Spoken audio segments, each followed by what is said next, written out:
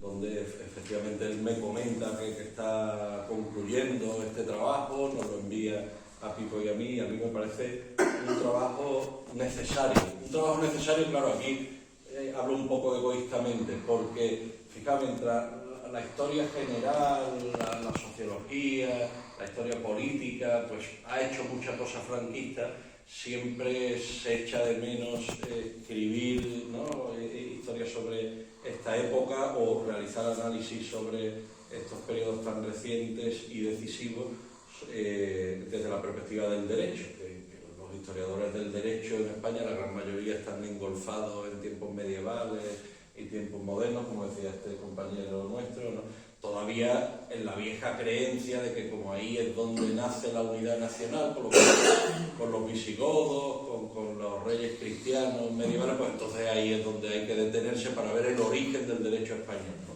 Y por desgracia eso se arrastra en la mayoría, así que aunque no sean historiadores del derecho, pero sean juristas de la sensibilidad de Marx, pues creo que el rescatar o al realzar el valor que tiene, ¿no?, el derecho para acercarse a la historia política y social, me parece que eso es un primer valor indiscutible.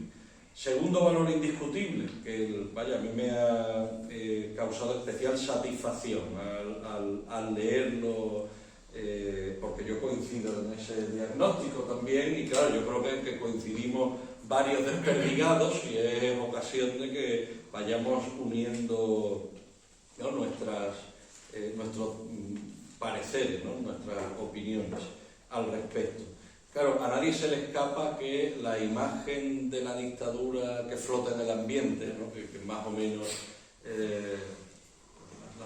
digamos, la conciencia vulgar tiene de ella, es que hubo un momento muy duro inicial y que después más o menos aquello se suavizó y se convirtió en un régimen paternalista, autoritario y que no era tan severo. Claro, los que pues descendemos de familias que eran opositores, resistentes a la democracia, sabemos que no, que hasta el final hubo represión y hubo violencia. Entonces, en la página 300 se encuentra una explicación que me parece estupenda sobre, ¿no?, bueno, por qué se reprimió menos. Y claro, dice, en la medida en que en las 2 décadas anteriores, en relación del 39 al 59, los aparatos represivos de la dictadura, ejército, policía y tribunales, habían cumplido con el objetivo de exterminar, suprimir o neutralizar a los grupos de oposición, así como de inocular en la población la política del miedo, heredera del terror que propugnaba Mola al inicio de la guerra, en la década del llamado desarrollismo, la represión se dirigió de manera más selectiva a la oposición clandestina de algunos partidos políticos de la época republicana. Aquí el especial destinatario fueron el PC y el PSUV, ¿no? Y efectivamente, si la represión, esto es un valor del libro, ¿no?, que está muy atento a la segunda parte del régimen para poner de relieve también ahí todo el aparato represivo, ¿no?, bien engrasado, que funciona hasta el mismo final, hasta la propia muerte del dictador Franco. Si digamos, redujo su intensidad, es porque el trabajo represivo gordo estaba hecho con anterioridad. Y un segundo valor, que también lo comentaba en la facultad, y que a mí me parece, de hecho cuando hice la memoria del proyecto era el que realzaba, porque a mí me parece decisivo que no solo para los estudiantes, sino en general, que sea muy viva la conciencia de que la historia o la historiografía o los relatos sobre nuestro pasado son susceptibles de usos públicos. Y no solo de usos públicos, es que representaciones sobre nuestro pasado informan decisiones de las autoridades públicas, ¿no? Y yo recuerdo precisamente un curso en Argentina sobre la transición, memoria democrática, que traía a colación el auto de la Audiencia Nacional que denegaba la extradición de Billy el Niño para tomarle declaración las juezas argentinas, ¿no? Y que decía, bueno, del 76 hacia atrás, ley de amnistía, y no hay posibilidad de imputarle nada, porque esto efectivamente está perdonado, pero como había testimonios de que Billy el Niño había torturado con posterioridad pues entonces ahí se aplicaba la prescripción. Y claro, para justificar la prescripción y que no se estaba en un contexto, ¿no?, de criminalidad señalada por convenios internacionales de los cuales participa España, pues el juez tenía que hacer un diagnóstico histórico sobre la dictadura. Y claro, decía, mira, la dictadura ya desde largo tiempo las torturas eran cuestiones marginales, infrecuentes, y bueno, afectaba a algunos particulares, pero no era, recuerdo que la expresión era un rasgo sistémico de la dictadura, ¿no?, en esa época. Bien, ahí está operando un prejuicio historiográfico. Ese juez, ¿no?, está tomando una decisión jurídica amparada, basada en lo que él cree que pasó en la dictadura sin el menor conocimiento historiográfico de ella, entre otras cosas porque ese conocimiento historiográfico ha estado obstruido, bueno, en muy primer término, por la propia destrucción de todas las fuentes judiciales, gubernativas que Rodolfo Martín Villa, ¿no?, se encargó de realizar, por lo cual ahí, digamos que la única fuente son las fuentes orales, testimonios de afectados, etcétera. Pues esto es un mérito que tiene el libro. Creo que era, no sé si era Fontana, que, ¿no?, el combate de Ángel Viña, el combate por la historia. El combate por la historia es, ¿no?, un combate de presente que yo creo que afecta muy directamente, ¿no?, a la integridad de los derechos, de las libertades, y este libro tiene la virtud de que con fuentes memorísticas, testimoniales y con entrevistas de abogados que defendieron a opositores políticos, pues reconstruye, ¿no?, cómo funcionaba el procedimiento penal también en el tardofranquismo y dice la página 401, ¿no?, de manera muy rotunda, con sus prácticas en los centros de detención lograron instaurar el miedo en la población, y eso fue así a lo largo de toda la dictadura, y efectivamente torturas hubo hasta el final. Entonces, que se publiquen libros como este, pues creo que además de realzar el aspecto jurídico de la experiencia dictatorial, sirven para introducir cambios en la imagen general. Igual que haya una película como La Isla Mínima, donde se pone en evidencia, ¿no?, que los policías reciclados en la democracia han sido torturadores hasta antes de ayer, y eso por fortuna empieza a generalizarse a través también de la cultura, pues está muy bien que también ocurra eso en la ciencia jurídica. Así que muy contento de tenerte aquí, Marc, y te cedo la palabra. Muchísimas gracias, Sebastián. Gracias a todos ustedes, a todos vosotros, por la invitación.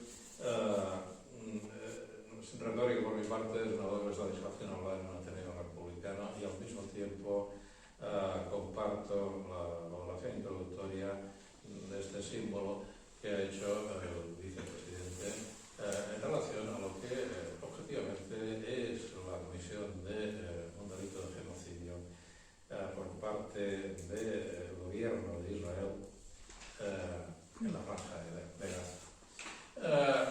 El libro del que ha hecho referencia especialmente incisiva Sebas, por mi parte obedece a un doble objetivo. Por un lado, un objetivo, un reto académico, y en segundo lugar, un reto cívico-político. Este es un libro, no es un libro de historia, yo no soy historiador, sino que soy jurista, que lo que pretende es examinar todo el arsenal normativo, institucional, que el franquismo utilizó para la represión de la oposición política sin ningún tipo de control. No pensar que lo que pretendo es suplantar los trabajos, sino que lo que yo he pretendido hacer es que, sin perjuicio de que hay excelentes, después de la muerte de Franco, excelentes obras de historia sobre la dictadura de Franco, en el ámbito anglosajón, en el ámbito menos francés, naturalmente en el ámbito español, y sin perjuicio también de reconocer que hay estudios sectoriales específicos sobre temas jurídicos de la represión, sobre todo sobre el orden público, el libro de Juan José del Águila, el libro de Francisco Bastida sobre la doctrina política del Tribunal Supremo, el pensamiento político del Tribunal Supremo, que así es como lo tituló, trabajo sobre los consejos de guerra, etc. Mi objetivo ha sido examinar desde una perspectiva global todo ese arsenal normativo desde que se produce el golpe de Estado contra el régimen democrático de la Segunda República hasta la muerte de Franco. Lo examino en 3 periodos. El primero durante la guerra, que yo califico el régimen el periodo del terror. El segundo, entre el final de la guerra y el inicio del plan de estabilización, entre el 39 y el 59, el llamado, yo lo califico de la represión indiscriminada, y el tercero, entre el 59 y el 75, el de la represión selectiva. Pero de ese calificativo, que no deja de ser, en fin, una aportación mía, nada pueda deducirse del mismo que la represión, como ha puesto a relieve Sebas, fue muy dura al principio y muy blanda al final, sino que la represión fue dura del principio al final. Lo que pasa es que el destinatario era distinto, como ya ha descrito él, y por tanto no me extiendo sobre este tema. Yo apoyaré una serie de consideraciones genéricas desde la lógica del jurista, es decir, qué supuso desde esta lógica este arsenal normativo que crea el régimen para exterminar cualquier tipo de disidencia política. Hay que partir de la base de que, como es bien sabido, todas las dictaduras tienen, cuando se crean, cuando se instauran, un doble objetivo. En primer lugar, legitimarse políticamente, y en segundo lugar, legitimar la represión, legitimar todo ese arsenal para reprimir al opositor, al enemigo. Lo he escrito bien en un libro que apareció casi un año antes que el mío, un jurista alemán de origen judío, que lo escribió a finales de los años 30, tuvo que huir de la Alemania nazi, lo escribió en Estados Unidos. Este libro se ha publicado recientemente en versión castellana en España, que se llama El Estado Dual. Y viene a decir lo siguiente: las dictaduras, y naturalmente la que yo explicaré ahora es la viva expresión de lo que decía Frenkel, es que el derecho que crea, las leyes que crean, que aprueban, se aplican en unos casos, y en otros casos no se aplican sin ningún tipo de escrúpulo o prejuicio. Es decir, que el Estado funciona en una doble dimensión. Cuando conviene se aplica la vía de derecho, y cuando no conviene se opera la vía de hecho, que es lo que en muchas ocasiones ocurrió con el franquismo. Bueno, yo les explicaré algunos aspectos esenciales de este libro que parten de una premisa. Y esta premisa es cuál era el marco institucional de lo que, sin ningún tipo de duda, hay que calificar al franquismo como una dictadura. Digo esto porque, lo apuntaba un poco Sebas, en los años 60, uno de los sociólogos más importantes españoles, si no el más conocido internacionalmente, José Linz, profesor en Estados Unidos, llegó a teorizar una distinción muy influida por una alemana, Hannah Arendt, entre régimen totalitario y régimen autoritario, entendiendo este último como más suave. Identificaba el primero como ejemplos el régimen nazi o el régimen soviético, y en el segundo incluía, entre otros, el régimen franquista español. Y su argumento era decir que en este segundo grupo, pues estos regímenes tenían un cierto carácter representativo, y el régimen franquista lo tenía, en el sentido siguiente, y era que, es conocido, el régimen franquista pues tenía monárquicos, falangistas, demócratas cristianos, opusdeístas, tecnócratas, todo este grupo de familias enfrentadas, a veces entre ellas, pero con un elemento común, que era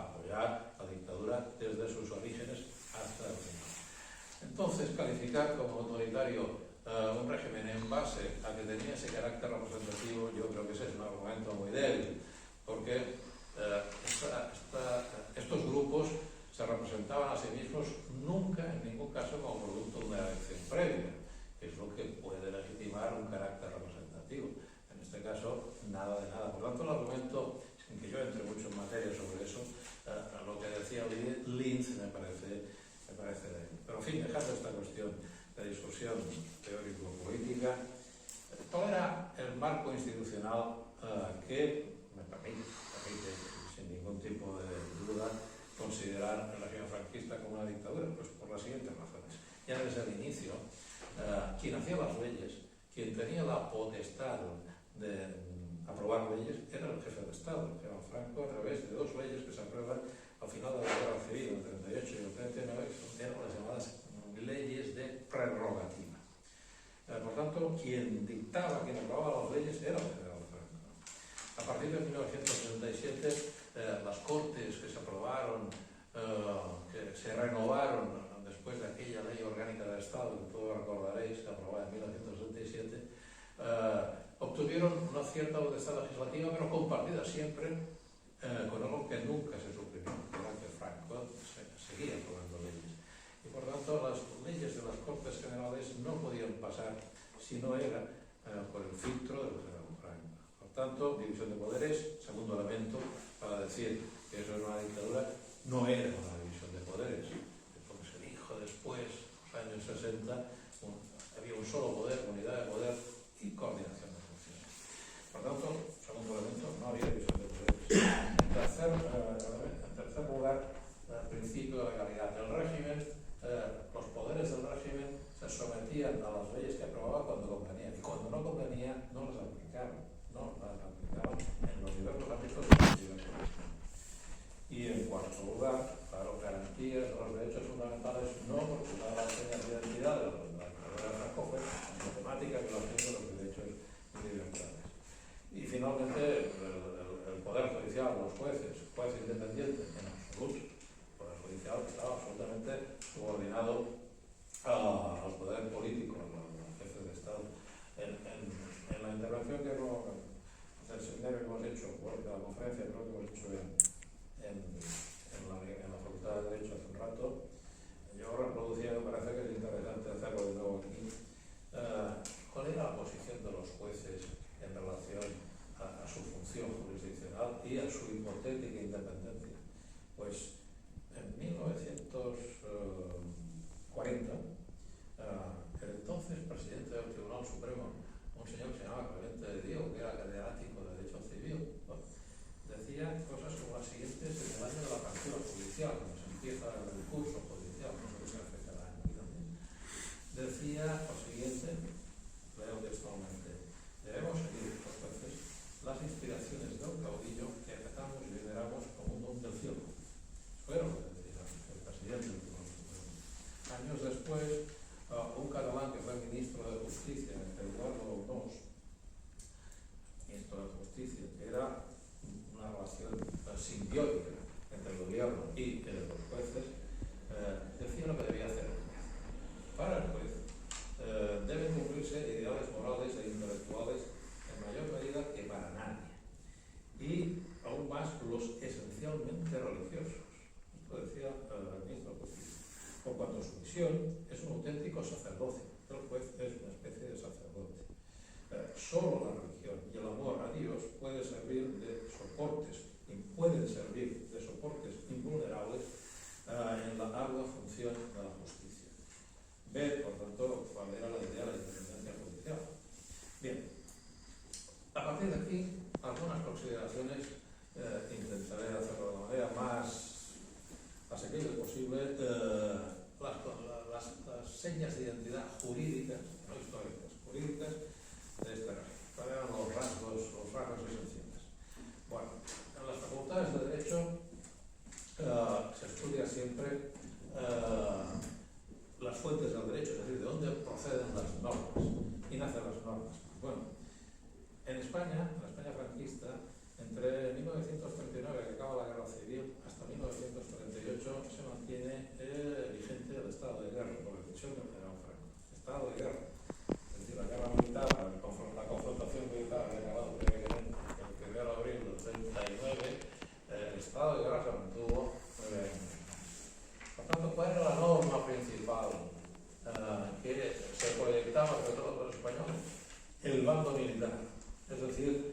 decisión, la disposición que adoptaba el capitán general de la región militar. Ahí.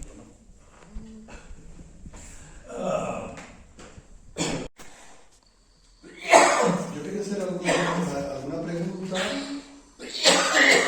alguna más concreta que otra y alguna que tiene más enjundia jurídica que otra, ¿no?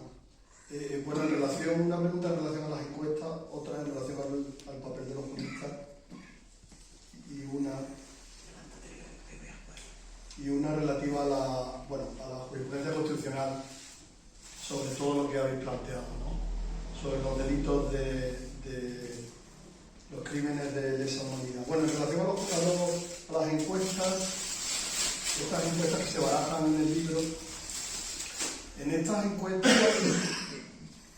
encuestas se aprecia algún tipo de cambio o modificación en ese derecho represivo, en ese aparato represivo a partir del 63, a partir de la creación del Tribunal de Orden Público, o ni siquiera eso.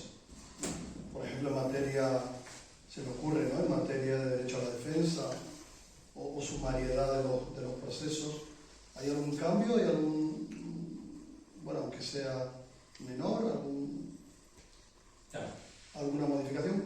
En relación al papel de los juristas, claro, yo me planteo, y aquí se va, me imagino que también tendrá su opinión al respecto, el valor que tenían estos relatos, ¿no? Teniendo en cuenta precisamente todo este aparato represivo que se describe en el libro, ¿no? Hasta qué punto podemos otorgar valor jurídico a esos trabajos, ¿no? Y luego finalmente, claro, evidentemente, como se ha puesto de manifiesto, el libro concluye obviamente que en base a ese aparato represivo, pues hubo vulneración masiva de derechos y por tanto crímenes de lesa humanidad. Y en este sentido yo sé que es un tema muy complejo, ¿no?, pero quería conocer tu opinión al hilo de la más reciente jurisprudencia constitucional. Pienso, por ejemplo, en la sentencia, el auto del caso de Gerardo Iglesias. ¿Qué opinión te merece el debate que, aunque sea una cosa, ¿no?, así aunque sea una valoración de urgencia, pero qué opinión te merece ese debate jurídico que a mí me parece, como estamos viendo, que yo creo que tiene mucha enjundia, ¿no?, porque hay bienes y valores constitucionales comprometidos, ¿no? Hasta qué punto, justamente, es curioso, ¿no?, hasta qué punto la Constitución actual puede ser un obstáculo para reparar todo esto que se describe en el libro, ¿no? Yo creo que es un debate complejo, ¿no?, que yo creo que no podemos obviar así tan rápidamente, ¿no? Bien, en relación a la primera, la encuesta justamente bebe de ese periodo que podemos ubicar entre el 59, un poco antes también, porque hay abogados que ya ejercieron, que tenían experiencia y que yo pude entrevistar a través del cuestionario, sobre todo en Madrid, Rato y algún otro. Soler Barberá, que murió hace ya muchos años, que fue el que llevó más casos en el doctor. No recibió la encuesta porque murió hace años, pero sí que tenía yo declaraciones de él y comentarios con él en la medida en que coincidí con él, y yo siendo estudiante en despachos de laboralistas que hacían también defensas políticas. Pero esencialmente el cambio en cuanto al ejercicio del derecho a la defensa es que hasta la creación del TOP, la presencia de los abogados civiles en los procesos de represión jurisdiccional política era prácticamente nula. Hay algún caso excepcional en que se dio entrada al togado civil en una posición de auténtica subordinación investigación procesal. A partir del asesinato de Julián Grinau, de la ejecución de Julián Grinau y de los dos anarquistas, Delgado y Granado, ambos en el año 63, es cuando aparece en escena el TOC. Ahí es cuando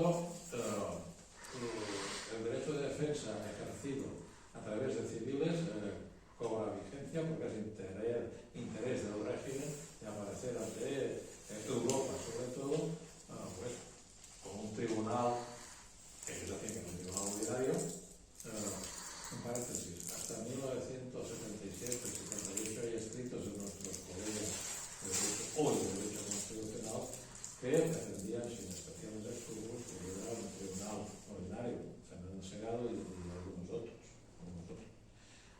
¿Por qué? Porque estaba integrado por jueces de la carrera judicial y punto, ignorando claramente dos argumentos. Uno, que estos jueces eran nombrados directamente por el gobierno, con lo cual, digamos, la independencia desaparecida.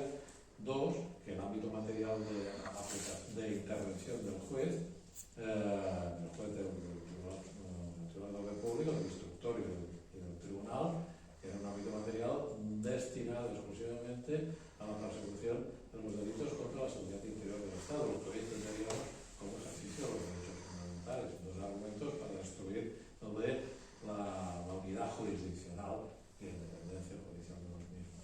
Pues bien, en todo caso, el derecho de defensa por los civiles, ¿qué comportó para estos profesionales? Pues una capacidad reducida de intervención en la vista judicial, de preparar los escritos, ciertamente, pero en el momento de la vista, esencialmente la idea, el dato objetivo de que la prueba de cargo era el estado judicial, era lo que tenía esencialmente en cuenta el Tribunal de Orden Público.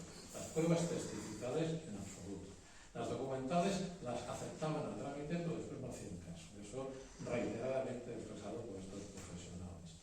La presencia de juristas internacionales que en los años 60 se les llama para que pongan la cara y para que de alguna manera puedan presionar al tribunal, o el hecho de que los abogados invoquen tratados y convenios internacionales en materia de derechos humanos, que España, la tercera franquista, no había firmado, pero bueno, invocaban incluso encíclicas de los papas de la Iglesia Católica. Eso eran los profesionales, es decir, Cámara y tantos otros, Entrena, Clet, otros miembros connotados del TOC, pero eran los profesionales en este sentido incólumes a todo tipo de influencia. Y luego, lo que antes se apuntaba, en el momento en que, por ejemplo, en la fase de prueba, el abogado, el detenido,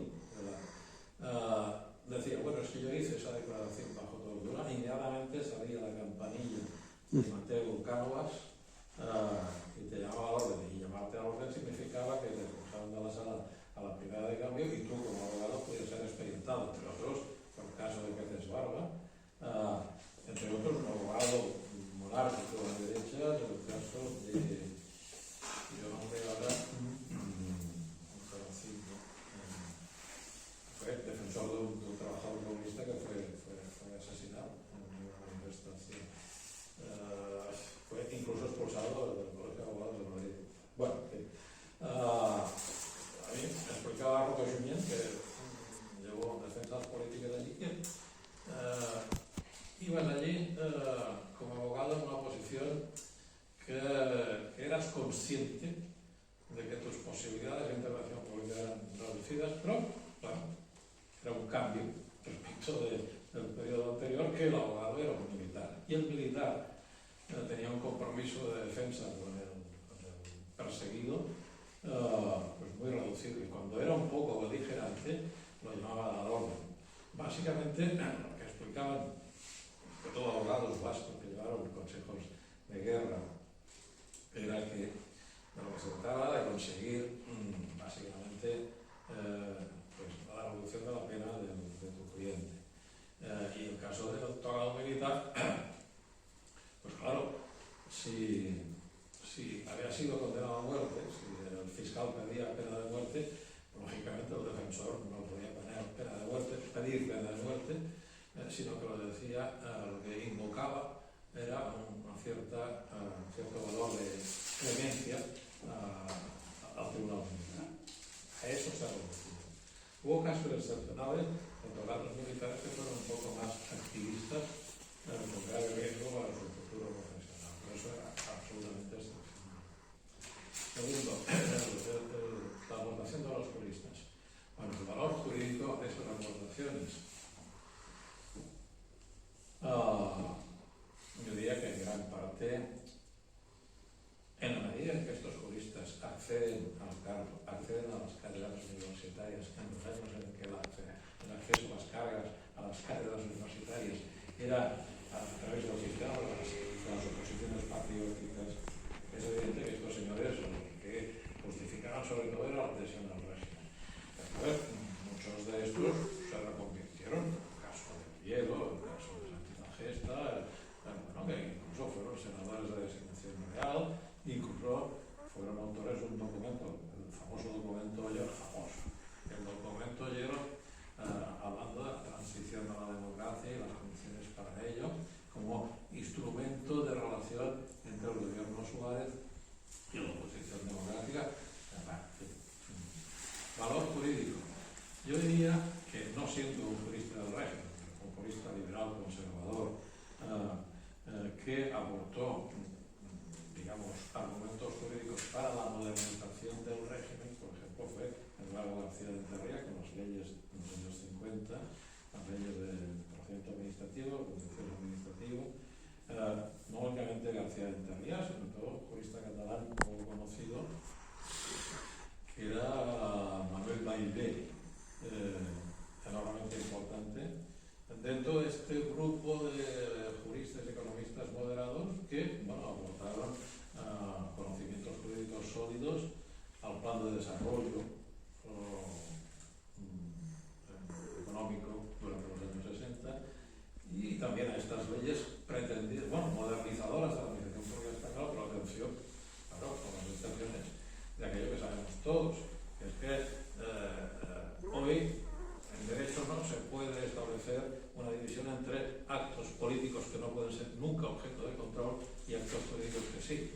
En el franquismo, cuando se moderniza un poco jurídicamente, había actos jurídicos que eran políticos, que eran los actos de los funcionarios públicos en el ejercicio de la potestad de policía. Entonces, tú no podías denunciar un procurador, porque eso era un acto político. No podías denunciar ante el juez una sanción en materia de prensa. Eso era un acto político. Bueno, con las limitaciones.